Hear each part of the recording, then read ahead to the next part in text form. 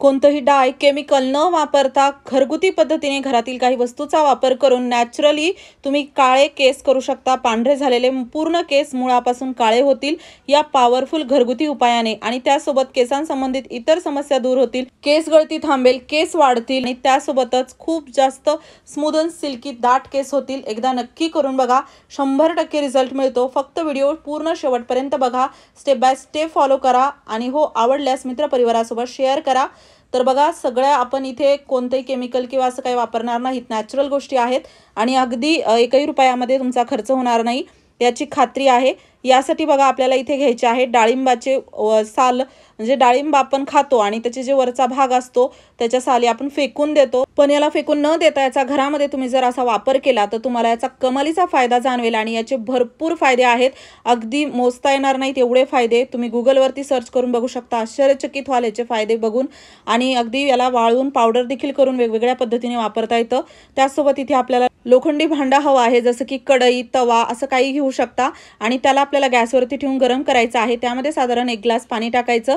ही मी आत्ताच कास्ट आयरनची एक कढई घेतली आहे, बघू शकता खूप जाड आहे आणि नॉनस्टिक देखील आहे, कोणतेही केमिकल युक्त यावरती कोटिंग नाही।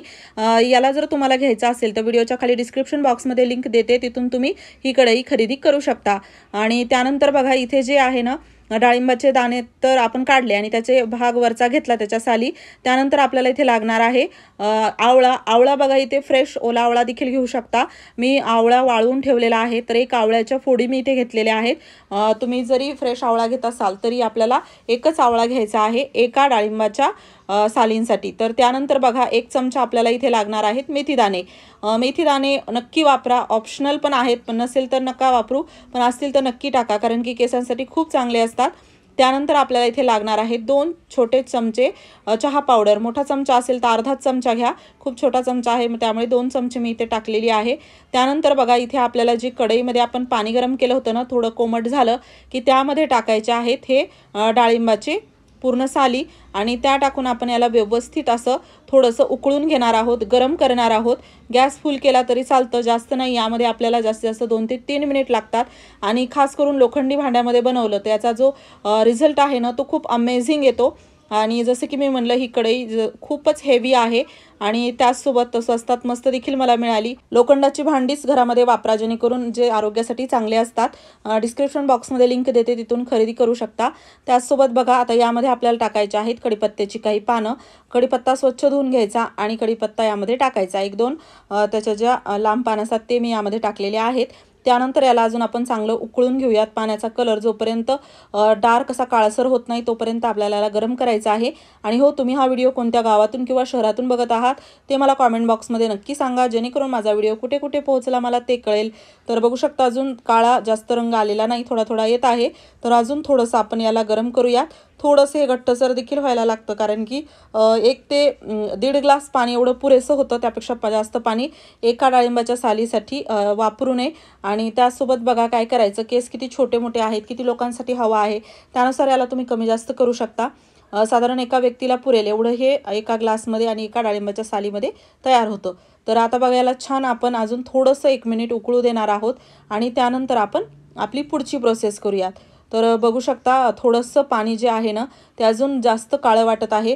वाटलंच तर काय करायचं, लोखंडाच्या भांड्यामध्ये हे असंच तयार करून साधारण 10 ते 15 मिनिटासाठी ठेवायचं।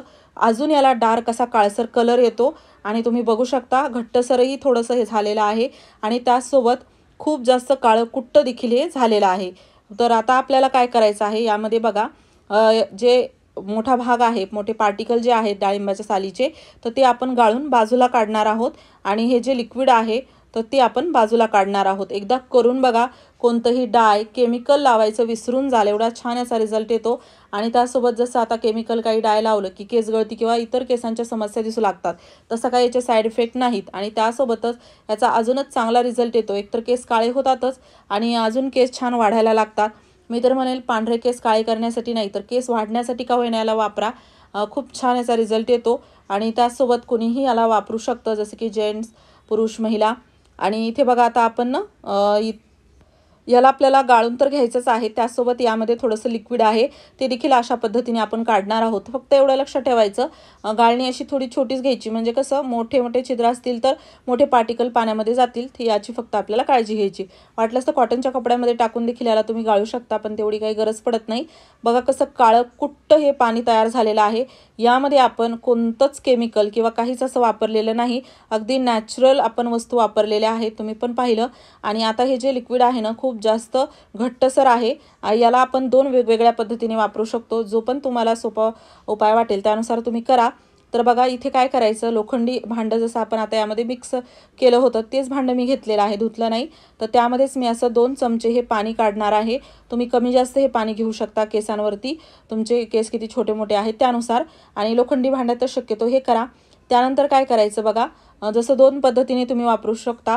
तुम्हाला जर मेहंदी लावायची असेल, केसांसाठी मेहंदी चांगली असते, नॅचरल एखादी मेहंदी तुम्ही लावत असाल तर अशीच सहज लावत असाल ना, तर तसं लावायचं नाही. त्याने काय होतं, लालसर केस होतात. साधी मेहंदी लावली, काळी मेहंदी लावली तर ते काळे होतात, पण जर अशी नॉर्मल ही मेहंदी लावली तुम्ही तर केस लाल होतात. तर केस लाल होऊ नयेत, काळेच व्हावे यासाठी काय करायचं, किंवा केस अजून छान निरोगी व्हावे यासाठी या आपण तयार केलेल्या पाण्यामध्ये मेहंदी भिजवायची, लोखंडी भांड्यामध्ये.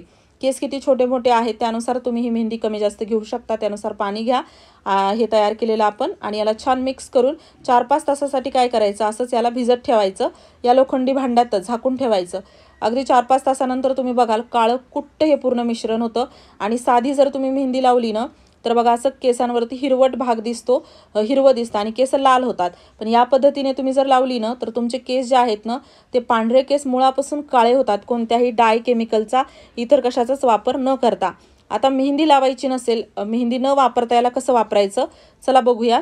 तर यासाठी बघा काय करायचं, हे जे मिश्रण आहे खूप जास्त घट्ट आहे, जसं तुम्ही बघितलं. त्यामध्ये आपण याला डायल्यूट करण्यासाठी टाकणार आहोत थोडंसं पाणी.